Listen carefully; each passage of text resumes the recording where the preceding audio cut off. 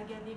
Facebook-յան օգտատերեր, այս պահին եթերում Ageless ակումբից իրականացնում ենք Ageless Live ուղիղ միացումը։ Ձեզ հետ եմ ես, Սուսաննա Գյուրջանես, մասնագիտությամբ մաշկաբան վինիրոլոգ։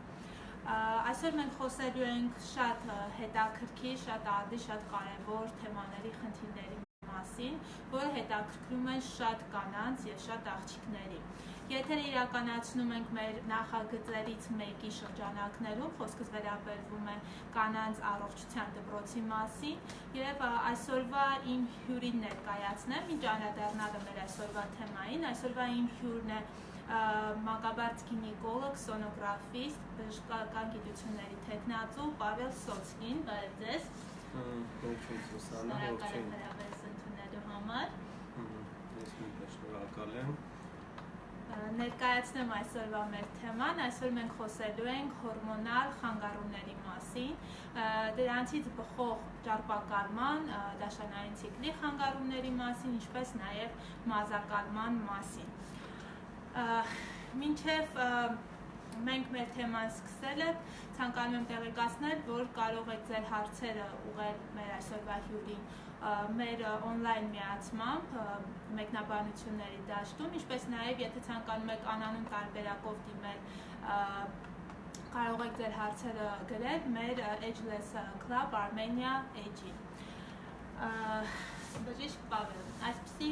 մի հարց ունեմ, որպես նախաբան սկսենք, հորմոնալ խանգարումները ինչի հետևանքով են առաջանում, ինչպես կարող է կինը կամ աղջիկը հասկանալ, որ ունի հորմոնալ որևէ խնդիրներ, որոնք են նշանները, ախտանշանները։ Նախ առաջ ուզում եմ հայտնել շնորհակալություն հրավերքի համար, շատ հրաշալի նախաձեռնություն է Ageless ակումբի կողմից, որը վստահ եմ շատ է օգնում մարդկանց և կօգնի դեռ ապագայում։ Շնորհակալ եմ ձեզ Սուսաննա հրավերքի համար։ Ինչ վերաբերվում է կնոջ առողջության, քանի որ մենք այսօր խոսելու ենք կնոջ առողջության վերաբերյալ, մի փոքր նախաբան, կնոջ առողջությունը կարելի է բնութագրել երկու խոսքով՝ առողջ կին, առողջ սերունդ։ Այսինքն, եթե մենք չունենք առողջ կին, չի կարող լինել առողջ սերունդ։ Ինչ վերաբերվում է մեր դաշնային ցիկլի հետ կապված խանգարումներին, հորմոնալ համակարգի խանգարումներին, փորձենք հասկանալ նախ եւ առաջ որտեղից է արմատ, այսպես ասած, որտեղից են գալի բոլոր խնդիրները, Նախ եւ առաջ հասկանանք ինչ բան է նորմալ դաշնային ցիկլը եւ ինչն է դաշնային ցիկլի խանգարումը։ Ինչով է դա արտահայտվում եւ ինչով է բնութագրվում, ինչպես է ախտորոշվում, ինչպես է բուժվում, մի խոսքով։ Նախ եւ առաջ ասենք ինչ է իրենից ներկայացնում նորմալ դաշնային ցիկլը։ Նորմալ դաշնային ցիկլի տևողությունը կնոջ մոտ համարվում է 21-ից 35 օր ընկած ժամանակահատվածը եւ արյունահոսության կորստի քանակով մինչեւ 7 օրը եւ կազմելով մոտ 100-150 մլ։ Դա համարվում է, այսպես ասած, նորմալ տվյալ կնոջ համար։ Առաջին դաշնային ցիկլը կնոջ պատանեկան տարիքում մոտ սկսվում է 12-ից 15-16 տարեկան ընկած ժամանակահատվածում։ Այս բոլոր պարամետրերից դուրս խնդիրները, այսինքն երբ ցիկլի օրերը խախտվում են, դաշտանը երկարում է, դառնում է ցիկլը անկանոն, այսինքն տևողությունը կարող է անցնել 35 օրը, դառնալ 40-45 կամ լինել ավելի հաճախակի միջդաշտանային քսվող արյունային արտադրությունների ձևով եւ այլն, սա արդեն վկայում է նրա մասին, որ ինչ-որ խնդիր կա օրգանիզմում եւ անհրաժեշտ է անպայման այցելել բժշկի եւ ստուգում անցնել։ Ցիկլի խանգարումը, այսինքն օրերի տևողությունների խանգարումը, դեռ չի նշանակում, որ առաջացել է հորմոնալ խանգարում, քանի որ բացի հորմոնալ խանգարումները որպես հիմնական պատճառ կարող են լինել նաև ստրեսային իրավիճակներ, կլիմայական փոփոխություններ եւ այլն։ Եվ նաեւ պետք է դարձնել ուշադրություն արյան օրերի տևողությանը։ Այսինքն, ինչպես ես մի փոքր առաջացրի, դա 7 օրն է, մինչև 7 օր դա համարվում է նորմալ, չնայած ցանկացած կնոջ մոտ դա անհատական է, կարող է 2 օր լինի, 3, 5 եւ այլն։ Սակայն 7 օր եւ ավել տևողության դեպքում նույնպես վկայում է որոցե խնդրի առկայության մասին, դա հիմնականում հորմոնալ համակարգի խանգարումներն են, էնդոմետրիումի պոլիպի առկայությունը, որպես նույնպես կարող է տալ առատ դաշտան կամ երկարատև դաշտան, միոմաների առկայությունը եւ այլն, այսինքն տարբեր վերարտադրական համակարգի հետ կապված խնդիրներ։ Ինչու դա կապնեցինք։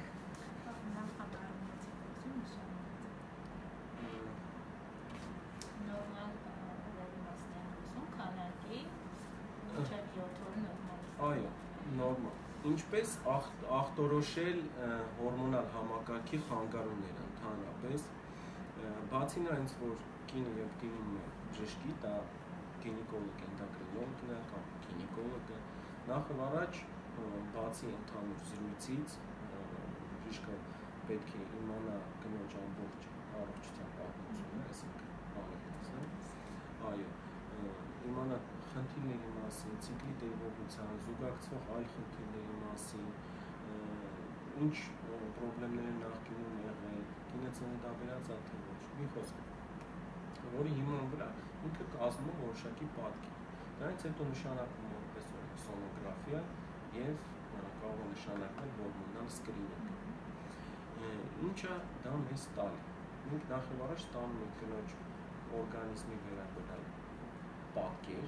տվյալ դեպքում սոնոգրաֆիայի միջոցով մենք կարող ենք հերքել կամ ախտորոշել տարբեր հիվանդություններ, այնպիսին ինչպիսին են ձվարանների պոլիկիստոզը, արկա է թե ոչ, արգանդի խոռոչի պոլիպները, ձվարանների հետ կապված խնդիրները, կիստաներ, կարող է դա լինել ֆոլիկուլյար կիստա, էնդոմետրիոտ կիստա կամ լինել դեղին մարմնի կիստա եւ այլն։ Մենք ունենում ենք հստակ ախտորոշում, որը պահանջում է նաեւ որոշ դեպքերում նաեւ հաստատել անալիզների միջոցով, այսինքն կատարելով հորմոնալ սկրինինգ, որը իր մեջ ներառում է տարբեր անալիզներ, որոնք են դա իհարկե որոշում է դա տվյալ իրավիճակում անհատական է մոտեցումը կապված առկա խնդրից, սակայն հորմոնները տարբեր են, դրանք են անդրոգեն հորմոնները, DHC, 17-HB, կարող է նշանակել ձվարանային հորմոնները, LH, FSH, անտիմյուլլերային հորմոնը ստուգելու համար ձվարաններու ձվաբույժների պաշարը, անպայման պետք է նաև գինեկոլոգը նշանակի վանագեղձի հորմոններ, այնպիսին ինչպիսին հակամարմինները, TTH հորմոնը, քանի որ Հայաստանը հանդիսանում է 7 դեֆիցիտի էնդեմիկ օջախ եւ մեր մոտ բազմաթիվ պացիենտներ կան, որոնք ունեն վանագեղձի հետ կապված խնդիր։ Իհարկե դա էնդոկրինոլոգն է այս խնդրով զբաղվում, այլ ոչ թե գինեկոլոգը, սակայն մենք հնարավորություն ունենք ախտորոշենք եւ արդեն ուղարկենք համապատասխան մասնագետի մոտ։ Այդ բոլոր հետազոտությունները անցկացնելուց հետո մենք ստանում ենք պատկեր, այսինքն հստակ ախտորոշում, որի հիման վրա մենք արդեն կարող ենք նշանակել բուժում։ Գերացումների դեպքում շատ կարևոր է անպայման պետք է ստուգվի այնպիսի անալիզներ նշանակել գլյուկոզա, ինսուլինը, ցերբիկցիդը, լեկտինը եւ այլն, այսինքն սրանք այն բոլոր հետազոտություններն են, որոնք կապված են ճարպակալման հետ եւ թույլ են տալիս մեզ համապատասխան նշանակումներ անել, այսինքն նյութափոխանակությունը կարգավորել կամ շաքարային դիաբետի առկայության դեպքում ախտորոշել շաքարային դիաբետ, այս ամեն ինչը փոխկապակցված է, այսինքն էնդոկրին խանգարումները եւ ռեպրոդուկտիվ համակարգը միանշանակ իրար փոխկապակցված են եւ գտնելով հիմքը մենք կարող ենք արդեն ամբողջովին լուծել խնդիրը։ Օրինակ վանագեղձի խնդիրների պարագայում գիպոցիրոզ, այսինքն ՊՏԳ հորմոնի մակարդակը բարձրանում է, դա կարող է լինել սկզբնական մեխանիզմ, այսինքն ստարտ լինել, այսպես ասած, որը բերի անդրոգեն հորմոնների բարձրացման, ձվարանի հորմոնների բարձրացման, գիրացման, դաշտային ցիկլի խանգարման եւ այլ, որոնք մի հորմոնը մյուսով փոխկապակցված են։ Դրա համար բժիշկը պետք է նաեւ ցուցաբերի կոմպլեքսային մոտեցում եւ ուշադրություն դարձնի ոչ թե տվյալ խնդրի դեպքում, այլ նաեւ որպես ամբողջական համակարգ, որը իրար հետ փոխկապակցված է։ Հորմոնալ խանգարումները ավելի շատ որ տարիքում են հանդիպում։ Հորմոնալ համակարգի առաջացումների հիմքում կարելի է նաեւ առանձնացնել գենետիկա։ Այսինքն այստեղ կապված գենետիկական խնդրի առկայությունից կարող են արտահայտվել վաղ կամ ուշ տարիքում։ Հիմնականում ըստ ընդհանուր վիճակագրականության, ըստ իմ պրակտիկայի, հիմնականում հորմոնալ համակարգի խնդիրներով ավելի հաճախ տառապում են 18 տարեկանից մինչև 30-35 տարեկան ընկած ժամանակահատվածն է։ Ինչի է այդ տարիքը? Երևի դա այդ տարիքը ռեպրոդուկտիվ տարիքն է, վերարտադրական տարիք է, կինը բախվում է ինչ-որ խնդրի հետ, հղիանալու հետ կապված կամ առաջանում է ցիկլի խանգարում եւ նա որոշում է դիմի բժշկի։ Ավելի վաղ տարիքում երբեմն կան դեպքեր, հաճախ եմ հանդիպում, որ ծնողները կարծում են, որ օրինակ 14-15 տարեկան աղջկա մոտ եւ դիտվում է ցիկլի խանգարում կամ գիրացում, ասում են դա ժամանակի հետ կանցնի կամ կամուսնանա կանցնի։ Ոչ, չկա այդպիսի բան։ Դա շատ սխալ եւ թերի մոտեցում, քանի որ եթե կա խնդիր, պետք է վաղ ժամկետում դա ախտորոշել, ուզել որպեսզի դա չբարթանա հետագայում։ Տարիքի հետ կապված այդքան է, եթե ավելի ռեպրոդուկտիվ տարիքի կանայք են բախվում հաճախ այդ խնդիրներով եւ ավելի մեծ տոկոս են իրականացնում։ Միշտ է մազակալումը ուղեկցվում հորմոնալ խանգարումների հետ։ Մազակալումը հիմնականում կարող է կապված լինել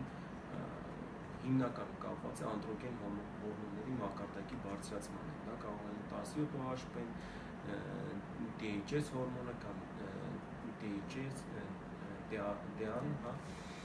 հորմոնը կամ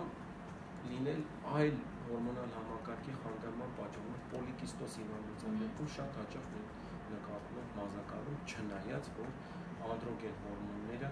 կարող են լինել նորմայի մեջ։ Կամ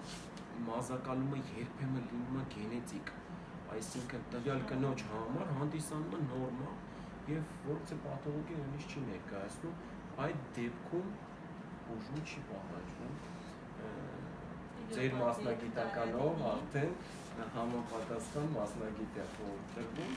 որը արդեն կարգավորում է այդ հարցը։ Այսինքն օրինակ ըստ իմ մասնագիտության, հա, որ ինձ դիմում են շատ հաճախ ասում են գնանք գինեկոլոգի կենտրոնի մոտ, կատարենք հորմոնալ խնդիրներ, եթե ես տեսնում եմ, որ կա նորմայի սահմանում չի, կանացիտիկին բնորոշ չի, հա, ժառանգականություն չի նշում, ամեն դեպքում եթե նույնիսկ նշում է ապահովության համար, անպայման խորհրդադրվում գինեկոլոգ էնդոկրինոլոգին դիմել։ Երբ որ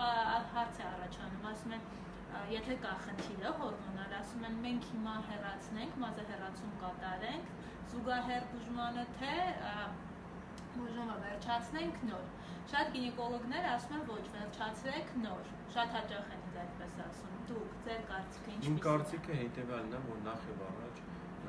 երկու մասնագետ պետք է զուգահեռ աշխատեն։ Այսինքն նախ եւ առաջ այդ կինը լիարժեք հետազոտվի, ստուգվի հորմոնալ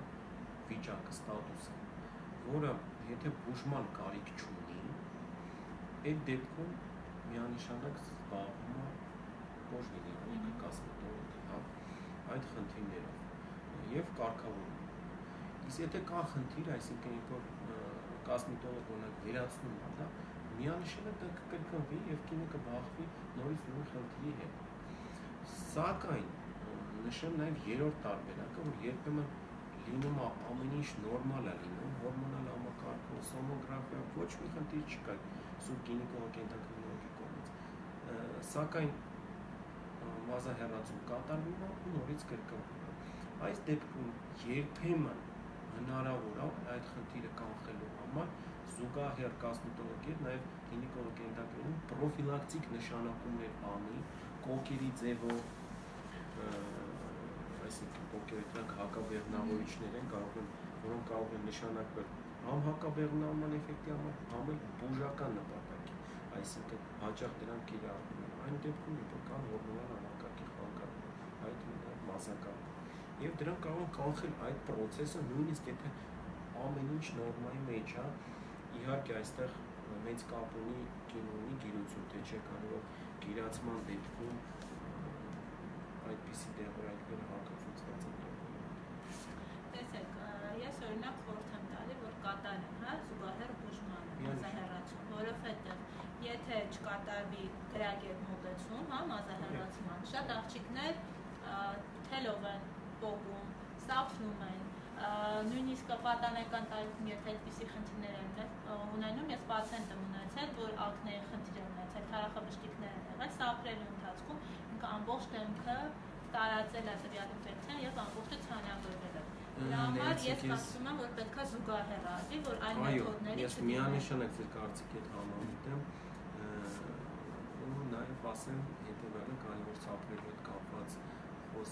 խոսեցինք, ավելի ճիշտ մազահեռացման հետ կապված,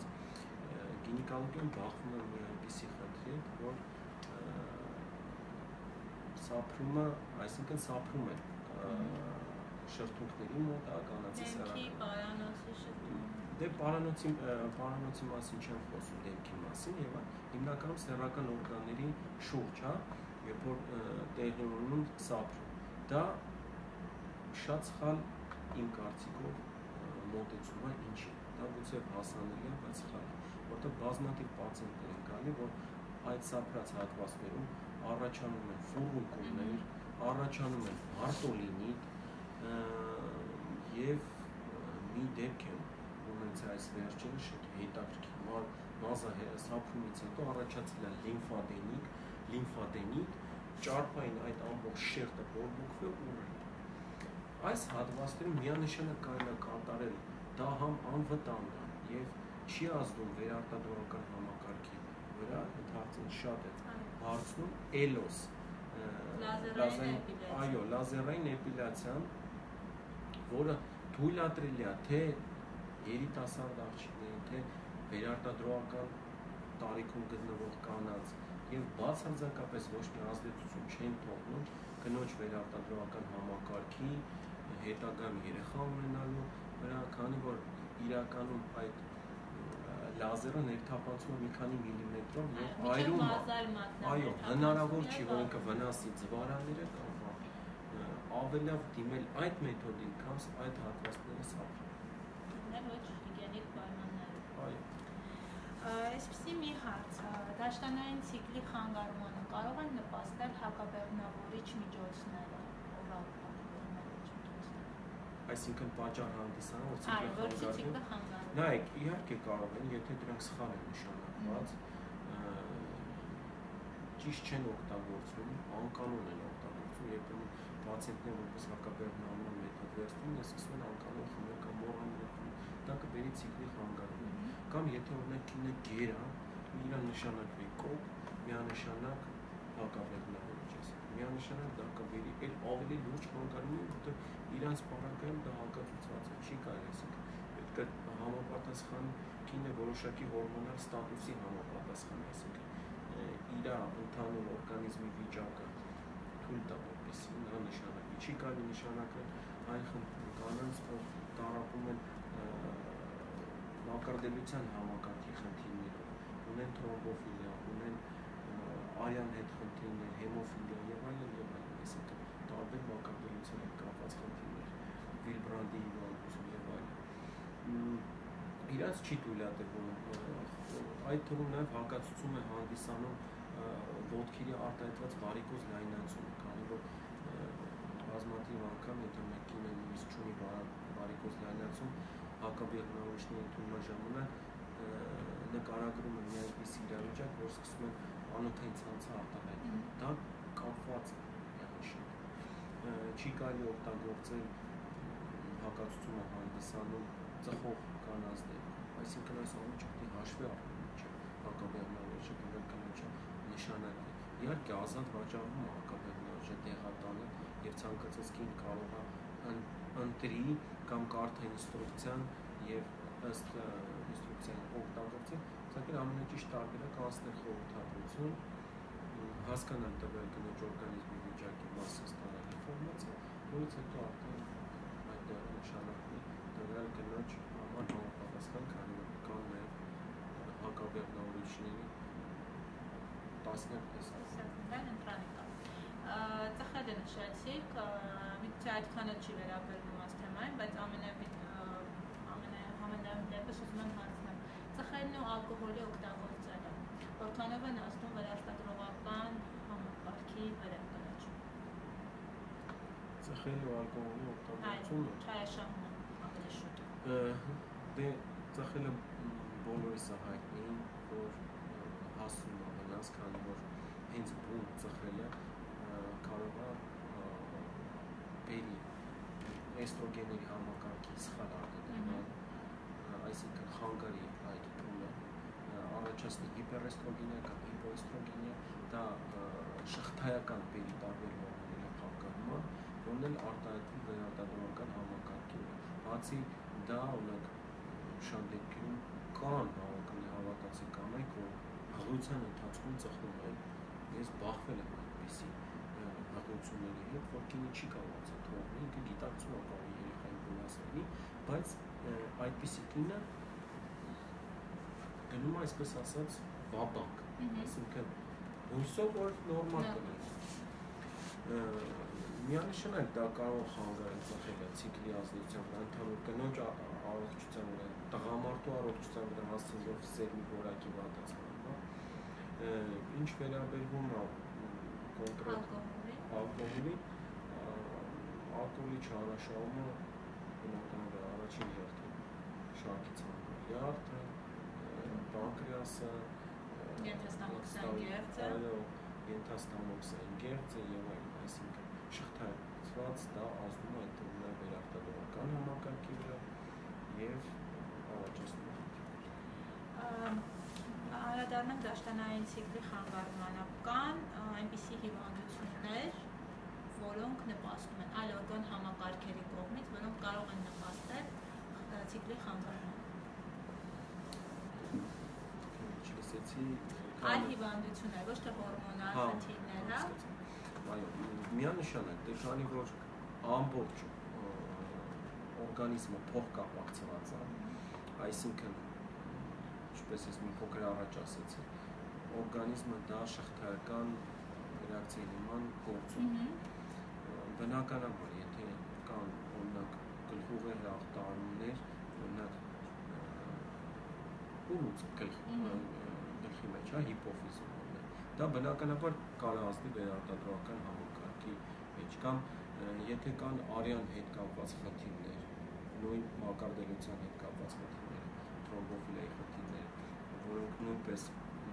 հաղորդության ընթացքում առաջացնում են բուժումներ, չզարգացող հաղորդություններ, այսինքն միանշանակ բազմաթիվ խնդիրներ կան, որոնք փոխկապակցված են, ամբողջ օրգանիզմը փոխկապակցված եւ մի օրգանի մի օրգան համակարգի շարքից դուրս գալու հետ մեկտեղ կարող են նաև խանգարել ցիկլը, ծավալների ֆունկցիան խանգարի եւ այլն։ Հարց ունենք, Արև Մուրադյանն է հարցնում, ժառանգական տրոմբոֆիլիա ունի Արև Մուրադյանը, իրեն նշանակել են ռեգուլո։ Ինչ ազդեցություն կարող է թողած լինի։ Մի քիչ շատ լավ ու հետաքրքիր հարց է ռեգուլոմի ընդունումը հենց թրոմբոֆիլիայի ժամանակ, այստեղ պետք է հասկանալ ինչ նպատակով է նշանակված ռեգուլոմը։ Ըստ երևույթի դա ցիկլի խանգարում կամ հորմոնալ համակարգ, որը մի քիչ բարդ որոշ դեպքերում հնարավոր կլինի իրականացնել առանց ռեգուլոմի։ Այստեղ կարելի է խորհրդակցել նաև արյունաբանի հետ, զուգահեռ, այսինքն նշանակումները արվին։ Հիմնականում հնարավոր է ռեգուլոմի ընդունումը թրոմբոֆիլիայի ժամանակ նաև զուգահեռ կարդիոմագնիտի կամ ասպիրին կարդիո կամ կուրատիվ դեղորայքների հետ համատեղ, որոնք ռեգուլոնի այդ թրոմբոտիկ էֆեկտը, այսինքն որ ես ասացի փոքր առաջ երակների կարող են մազանոթներ արտահայտվել, թրոմբ առաջանա, վարիկոզ առաջ, այսինքն թրոմբոֆիլիայի ժամանակ բարձր է թրոմբի առաջացման հավանականություն։ Եվ արյունը ջրիկացնող դեղերի շնորհիվ մենք կարող ենք մեզ պաշտպանել ռեգուլոնի հակազդեցություն։ Արև Մուրադյան նշում է, որ ձվազատման խնդիր ուներ դրա համար նշանակում։ Ձվազատման խնդիրների դեպքում շատ լավ ճիշտ նշանակում է, քանի որ դա նաև կարգավորման ցիկլը, միանշանակ ռեգուլոնը չի բերում ձվազատման առաջացման, բայց այդ դեղը հանելուց հետո ամբողջովին կարող է կարգավորել զարաների ֆունկցիան եւ ինքնուրույն արդեն ձվազատում։ Հարց ունենք ևս, ձեզ ողջունում են եւ ուզում են հարցնեն հետեւյալը։ Ունեն ձվարանի պոլիկիստոզ, արդյոք կարող է հղիանալ հարցատուն եւ երեխաներ ունենալ։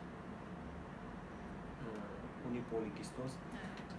Պոլիկիստոզի դեպքում պոլիկիստոզի հիմքում ինչն է անկած ձվազատման բացակայություն, այսինքն պոլիկիստոզի ժամանակ ձվարաններում առաջանում մանր ֆոլիկուլներ, այսինքն կիստոզ վիճակը առաջանում, որոնք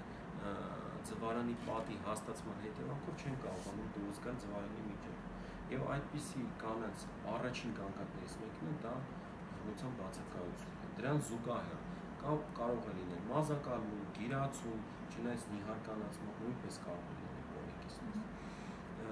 Եվ ցիկլի խանգարումներ, երկարատև այդպիսի կանանք նշում են դաշտանի կարող է 3, 4, 5 ամիս, մի տարի բացակայություն եւ այլն։ Այս պարական երկու մոտեցում կա բուժման։ Դա մեկը դեղորայքային բուժումն է, երկրորդը վիրատական։ Դեղորայքային բուժումը իր մեջ ներառում է ձվարանների ստիմուլյացիա, այսինքն գերդրդում, երբ որ մենք կարողանում ենք աճացնել ֆոլիկուլ եւ դեղերի միջոցով եւ պայթացնել այդ ֆոլիկուլը, բայց որոշ դեպքերում քանի որ պատը այնքան հաստատ է ձվարանների, ինքը չի կարող է մեծանա ֆոլիկուլ, բայց չկարողանա պայթի։ Այս պարագայում արդեն պատի հաստացման հետևանքով դա արդյունք չի տալիս դեղորայքային բուժում, մենք դիմում վիրատական բուժման, որը իր մեջ ներառում է ձվարանների էլեկտրոկաուտերիզացիա, այսինքն պարզ լեզվով ասած ձվարանների վրա ծակեր են կանում հատուկ գործիքի միջոցով, այսինքն լապարասկոպիա արվում եւ ձվարանների վրա ծակեր են արվում, որպեսզի այդ ծակերով հետագայում լինի ձվազատում եւ կինը կարողանա հղիանա։ Ցավոք վիրահատությունից հետո պետք է հիշել, որ էֆեկտը բարձրանում է եւ պահպանվում է հիմնականում 6 ամսվա ընթացքում, առավելագույնն է էֆեկտը, որից հետո սկսում է արդեն ժամանակի էֆեկտը հասնել։ Շնորհակալություն են Հայտնո պատասխանելու համար, այսպեսի մի հարց, արհեստական ընդհատումից հետո հղիություն։ Որքան ժամանակ հետո պետք է դիհայդրատ դաշտանալ։ Որքան ժամանակ պետք է հետո, ինչքան ժամանակ պետք է անցնի, որ դաշտան տեսնի։ Հարցի սկիզբը արհեստական ընդհատումից հետո։ Արհեստականից ինչքան ժամանակ հետո կարելի է հղիանել։ Դաշտանը տեսնել, հետևաբար հնարավոր։ Նայեք, որ օրը կատարվել է հղիության ընդհատում, դա ընդունում ենք որպես դաշտանի ցիկլի առաջին օր։ Դրանից արդեն տվյալ կինը 28 օրը մեկ է տեսել դաշտանի 35 օրը, մոտ այդ ժամանակահատվածում ինքը արդեն պետք է տեսնի հաջորդ դաշտանը։ Իհարկե դրանք ճարհատական կարող մի փոքր շուտ սկսի կամ ուշանա, դա նորմալ է, քանի որ ընդհատման դեպքում տեղում ստրես օրգանիզմի համար եւ դիսբալանս է։ Այդ ընթացքում կարևոր է հիշել, որ կինը կարող կրկին հղիանա, պետք է լրացուցիչ պաշտպանվել հղիությունից։ Իսկ որքան ժամանակ հետո կարելի է հղիանալ, դա արդեն կապված է առկա խնդիրներից։ Այսինքն, եթե դա եղել է կնոջ ցանկությամբ եւ այլ խնդիրներ չկա, ապա 3-ից 6 ամիս անց կարելի է արդեն ճանաչել հղիություն։ Այսպեսի մի հարց է, մեզ տվել էին կինը կերակրում է, կերակրման փուլում է, սակայն դաշտան չի տեսնում։ Հնարավոր է, այսինքն հավանական է, որ նա կարող է հղիանել, թե ոչ։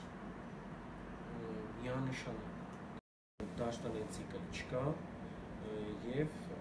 դա կարող է չհղիան, այսինքն որտեղ դաշտան չի տեսնում, չի հղիան։ Սակայն օրգանի միանշանակ կանայք պետք է առաջին իսկ օրգանից պաշտպանվեն որպես հակաբեղմնավորիչ, որպես հաճախ եմ ստանում այդ հարցը, ինչ կարելի է ընտրել կրծքով կերակրման ընթացքում, որպեսզի քիչ վնաս հասցնի, դա հիմնականում ֆարմատեքս մոմիկներն են, որոնք ներհեշտոցային մոմիկներ են, տրվում են պլանավորվող սեռական հարաբերությունից 10 րոպե առաջ, եւ յուրաքանչյուր կրկնակի սեռական ակտի ժամանակ պետք է տրվել հեշտոցի մեջ։ Մյուս տարբերակը կարելի է կիրառել համեմատաբար ավելի ֆարմատեքս մոմիկների կիրառումը համարվում է լավագույն։ Մյուս տարբերակներից կարելի է ընտրել հաբերի ձև, օրինակ լակտինետ հաբի կիրառությունը, իհարկե սա ճիշտ կլինի արդեն նշանակի բժիշկը ելնելով տվյալ կնոջ առանձնահատկությունից։ Մյուս տարբերակը բոլորիս հայտնի է, դա ներարգանդային պարուրի նապի տեղադրումն է, որը սակայն ունի իր թերությունները, ինչ թերություններ։ Եթե կինը նոր է ծննդաբերել, դա լինի կեսարյան, թե նրանք պետք է ժամանակահատված հասնեն օտարացնիչով 6 ամիս, որպեսզի այդ արգանդը կրճատվի, փոքրանա եւ մենք նոր կարողանանք տեղադրել ներարգանդային պարուր։ Անմիջապես ծննդաբերելուց հետո մյուս օրը հնարավոր չի տեղադրել ներարգանդային պարուր, քանի որ արգանդը չի կրճատվում, մեծ է եւ էֆեկտ չի։ Եվ կլասիկ տարբերակը դա պահպանակների կիրառումն է, որը երթանա հասանելին է, հեշտն է եւ բարձր է մարդկանց համար։ Ներարգանդային պարուրի պարագայում հավանականություն կա հղիանալու։ Այո, իհարկե կա։ Որտե շատ անգամ ասում են մենք ունենք, հա, սպիրալացված է ներարգանդային պարուրը, մենք ապահովված ենք։ Դրա համար ուզում եմ մի քիչ ավելի մանրամասն բացատրեք, որ դա այդպես չէ։ Նայեք, ներարգանդային պարուրի դեպքում կա շատ չնչին հավանականություն, 1-2%։ Բայց դոցը միանշանակ կա, երբ դա առաջանում, որ ներարգանդային պարուրը կամ լավ տեղադրված չի լինում, կամ դաշտանի հետ մեկտեղ արտահոսում է, որով չափով հեշտոցից, այսպես ասած, տեղաշարժվում է, այդ դեպքում բեղմնավորված ձևավորիչը հնարավորություն է ստանում ներդրվել էնդոմետրիում, արգանդի խոռոչում եւ հաղորդություն է զարգանում, կամ օրինակ դեպքեր են բազմաթիվ տեսել, որ նապը տեղադրվում է իջել է եւ տեղավորվել է ցերվիկալ խոռոչում եւ այս պարագայում բնականաբար շանսերը բարձրանում են, բայց նրա համար չեն բարձրանում, որ նապը կեֆեկտիվ մեթոդ չէ, այն նրա համար, որ ինքը տեղաշարժվել է։ Կինն չի կարող ամեն վարքյան դա մի կերպ զգալ կամ ախտորոշել, իհարկե սոնոգրաֆիայի միջոցով տեղաշարժ հնարավոր է զգալ կամ սնման միջոցով բժիշկը կարող է տեսնել։ Հարց ունենք, ինչպես պայքարել նախադաշտանային սինդրոմի PMS-ի դեմ։ Ինչպես պայքարել։ Դա բավականին բարդ խնդիր է, քանի որ դա մինչև վերջ չի լուծվում, դա PMS, այսինքն predmenstrual syndrome ռուսերենը, հայերենը նախադաշտանային համախտանիշը, դա որոնք են պատճառներ, նախ եւ առաջ պատճառագիտությունը շատ տարբեր է, տվյալ կնոջ առանձնահատկությունը, գենետիկ պատճառները, զուգահեռ հորմոնալ համակարգի որոշակի խանգարումներ եւ այլն, սակայն որպես օրենք դա տվյալ կնոջ առանձնահատկություն, այդպիսի կանայք շատ են։ Այս պարագայում պետք է օգնել իրենց, թեթևացնելով իրենց վիճակը, այսինքն կատարելով համապատասխան նշանակում։ Իրենց պարագայում,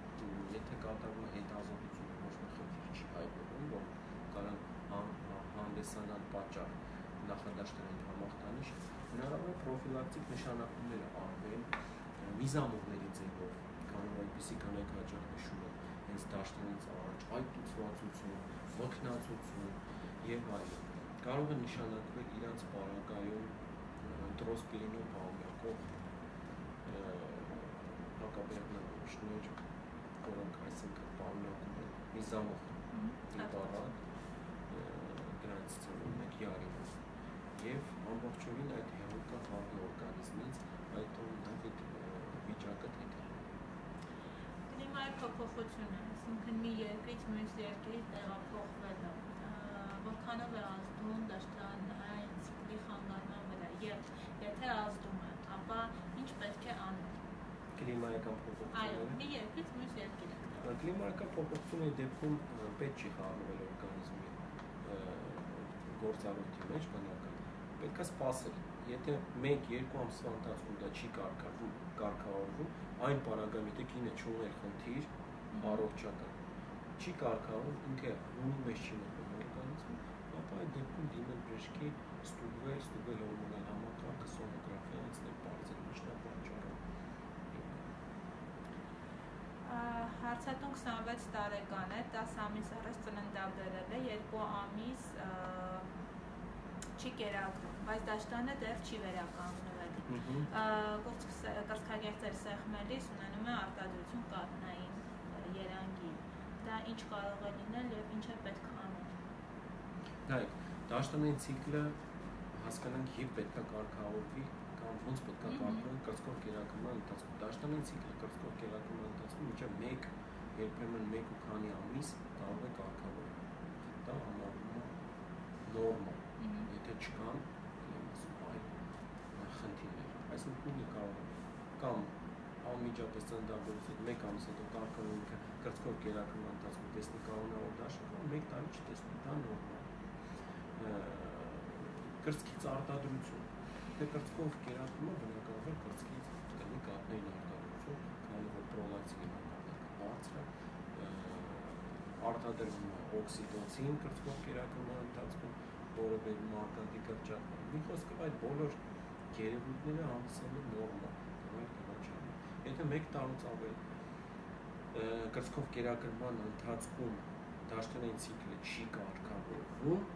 անհրաժեշտ է դիմել բժշկի եւ բարձր պատճառ։ Մազակալումը եւ գիրացումը իրար հետ կապ ունեն։ Միանշանակ, ինչպես ասում են պոլիկիստոզ հիվանդության դեպքում խոսեցին, կարա պոլիկիստոզի ժամանակ լինի գիրացում եւ մազակալում, սակայն ցանկացած դաշտանային ցանկացած հորմոնալ համակարգի խանգարում կարող է բերել գիրացման։ Ինչի՞, որտեղ այդ դեպքում մենք հետաքրքիր պրոցես առաջանում օրգանիզմում, բարձրանում է գերմարտկացումը, այսինքն ինսուլինը ռեզիստենտ, այո, որը հանգեցնում այսպես ասած ինսուլինի արտադրման, որն էլ ստիպում է կանոչ անդադ քաղցր նկատմամբ հակում, այսինքն ուզում է անդադ քաղցր ուտել եւ նույնիսկ մի փոքր բան ուտելու միանգամից իրանում։ Այս ամենի հիմքում հորմոններն են եւ ինսուլինը, գլյուկոզան, ինսուլինարեզիստենտը եւ այլն։ Այս դեպքում միանշանակ կոմպլեքսներ բուժում եւ այդ կանայք հաճախ նաեւ նշում են անդրոգենների մակարդակի, այսինքն ավելորդ մազերի աճ, որոնք առաջանում են անդրոգենների տղամարդու հորմոնների բարձրացման հետևանքով, քանի որ դրանք փոխկապակցված են, այսինքն մի մեխանիզմը միացրել են մյուս մեխանիզմին։ Եթե ունենք հորմոնալ խնդիր եւ նկատվում է գիրացում, բացի հորմոնալ թերապիայից, որը համապատասխան իրականացվում է, ինչ է անհրաժեշտ։ Նորմալ առողջ ծննդակարգ, ֆիթնես ակումբներ, թե միայն բավարար է հորմոնալ թերապիան։ Հորմոնալ թերապիան եթե կինը ունի գիրացում, հորմոնալ համակարգի խանգարումներ եւ այլն, բանջում կոմպլեքսային միանշանակ հորմոնների կարգավորումը։ Եթե կա ինսուլինարեզիստենտականություն, ապա դա մեթֆորմինեջ շարքի պրեպարատների նշանակում, որոնք կիչացնեն ինսուլինի մակարդակը կարգավորեն, նյութափոխանակությունը, կամ թույլ կտան տվյալ կնոջը մի հարել համապատասխան դիետայի պահպանման պարագայում սննդակարգի ճիշտ եւ միանշանակ սպորտ, լող, վազք, քայլք, հեծանիվ եւ այլն։ ավելի լավ էֆեկտ կլինի այդ կոմպլեքսային դեպքում, քան եթե կինը գերա ունի հորմոնալ համակարգի, բայց ինքը ամբողջ օր անցկացնում ֆիթնեսում ռեզուլտատ չկա։ Հաճախ էլ այնպես է ստացվում, որ մենակ հորմոնալ բուժմամբ են զբաղվում, եւ ասում են մենք դնի հարի։ Այդ տարբերակով։ Լավ, ինչևէ մեր վերջին հարցը ես հնչեցնեմ, հա, հարցատու նշում է, որ իր մոտ կա 3-րդ աշճանի ճարպակալում, առաջացել է 3-րդ հղիությունից հետո, 170 սմ հասակ ունի, կշռում է 120 կգ, ունի մազակալում, դեմքի եւ մարմնի շրջանում, դաշնային ցիկլի խանգարում, մազաթափություն գլխի շրջանում, ծուլություն է նկատվում, ապակտիվ վիճակ է, հնկոտություն, ինչից դա կարող է լինել, ինչ կարելի է անել, ինչ խորհուրդ կտակ իրեն։ Գիրացում նույնպես քաշի։ Այո, 3-րդ աշճանի գիրացում 120 կգ։ Քանի որ հասակը բավական փոքր է, այսպես ասած, նա ի սկզբանե բնությունով հակում կունենա գիրացում, այսինքն մի հետաքրքիր մեխանիզմ աշխատում, այսպես ասած, կոլոտ մարդկանց մոտ, ճարպը չի կարողանում ճիշտ սկսում է խոտակվել։ Իրանք ավելի ճիշտ հակված են ճարպակալում, այդպիսի կանի։ Այս պարագան միանշանակ պետք է աղբյուր կհանդիսանա բոլոր խնդիրների, այդ ցիկլի խնդիրների կարող հանդիսանալ ինսուլինա ռեզիստենտական, այսինքն այդպիսի կինը պետք է անդադ գտնվի էնդոկրինոլոգիից կողմից, որը կարգավորի իր նյութափոխանակությունը, կնշանակի համապատասխան սննդակարգ եւ ի սկզբանե աղբյուրը, որը պետք է ուշադրություն դարձնի այդպիսին, դա իր քաշը։ Ավելանա քաշը կառաջանա խնդիրներ, ծավալանի հետ կապված խնդիրներ, ցիկլի հետ կապված խնդիրներ եւ այլն։ Ի սկզբանե այս պարագան պետք է միանշանակ սկսել հետաքրքրել։ Դիմել բժշկին առաջնային։ Շնորհակալ եմ մեկ անգամ որ հյուրընկալեցիք, հետաքրքիր ինֆորմատիվ զրույց տեղի ունեցավ։ Հարգելի հետևորդներ, այսօրվա իմ հյուրն էր մանկաբարձ գինեկոլոգ, սոնոգրաֆիստ, բժշկական գիտությունների թեկնածու Պավել Սոցկին։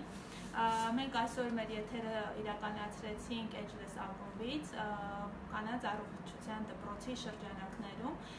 Մենք կհանդիպենք մեկ շաբաթ անց, ձեզ բոլորիդ մաղթում եմ հրաշալի դրական լիցքերով հանգստյան օրեր։ Ցտեսություն։